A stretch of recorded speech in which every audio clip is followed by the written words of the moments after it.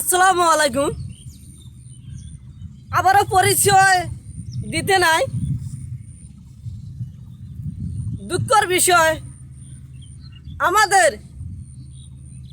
বাংলাদেশের চর অঞ্চলগুলায় অলিপ্রিতি যে চরগুলো আছে আমাদের নারায়ণপুর ইউনিয়ন, টুকরো টুকরো জায়গা আছে নারায়ণপুরের ইউনিয়নের কোনায় কোনায়।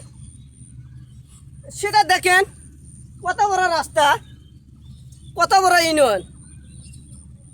এই মাথার থেকে কত মাইল দেওয়া লাগে শিক্ষা প্রতিষ্ঠান, আবার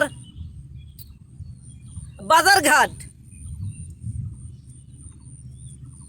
আসলে রাস্তাঘাট না থাকাতে এখানে মানুষ এখানে অনেক কষ্টই চলে, গাড়ি বাস চলে না, মাইলের পর মাইল হাঁটতে হয়। এমন হয় স্যান্ডেল এইভাবে নিতে হয়, তারপর হেঁটতে হয়। এই দেখেন রাস্তা না থাকতে গাড়ি না পেয়ে মাথায় করে আনতেছে। তাদের কাছ থেকে আমি প্রশ্ন করব তারা কিভাবে চলে।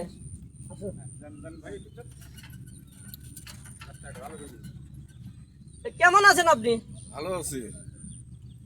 আপনি কোথা থেকে আসলেন? গণেশ চোর থেকে রাস্তাঘাট নাই স্যার। ও আচ্ছা, তা আপনার কি ঘর বাড়ি ভেঙেছে নাকি?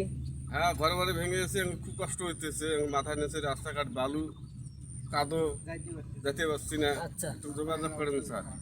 আমি নতুন সরকারের কাছ থেকে আমি আবেদন করে বলি, এই যে এই লোকটার নদী ভাঙনের ভয়ে ঘরটা ভেঙে আর এক জায়গায় ঘর তুলে থাকবে, তাই আমাদের করণীয় নদীগুলা বাঁধতে হবে, বাঁধ দিতে হবে। এই ক্ষেত্রে আমাদের নদী অঞ্চলগুলা অতি তাড়াতাড়ি ইঞ্জিনিয়ার দিয়ে চেক করা উচিত। আর দেখুন আমার নদী না ভাঙে দেওয়া হয়, আমার ধরুন বাংলাদেশের চর অঞ্চলের লোকগুলার ক্ষয়ক্ষতি না হয়, এটাই আমি চাই। আপনারা কি বলেন? হ্যাঁ, এটাও আমরা চাই।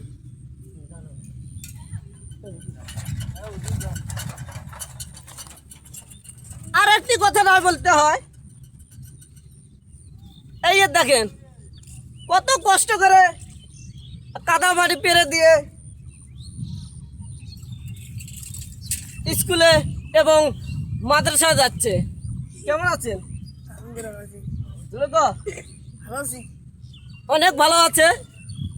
তা টিফিন বাড়ির মধ্যে কি আছে? ভাত কি দিয়ে আছে? মাছ। হ্যাঁ, অনেক সুন্দর। মাদ্রাসায় এই ভাত কটার সময় খাওয়া হবে? 2টার সময়। ছুটি হবে কটায়? আসনাস পড়ি। জোহরের নামাজ পড়ি। আসনাস পড়ি। ও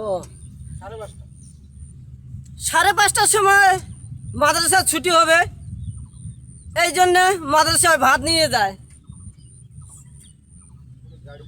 যদি গাড়ি থাকতো, গাড়ি চড়ে যেত, অনেক খুশি থাকতো। হ্যাঁ হ্যাঁ, টিফিন বাড়ি। অনেক ধন্যবাদ। ভিডিওটা আর বেশি লম্বা করে না বানিয়ে ছোট্ট করে বানিয়ে ছাড়িয়ে দিলাম। বেশি বেশি করে আমাকে সাপোর্ট করবেন। ধন্যবাদ।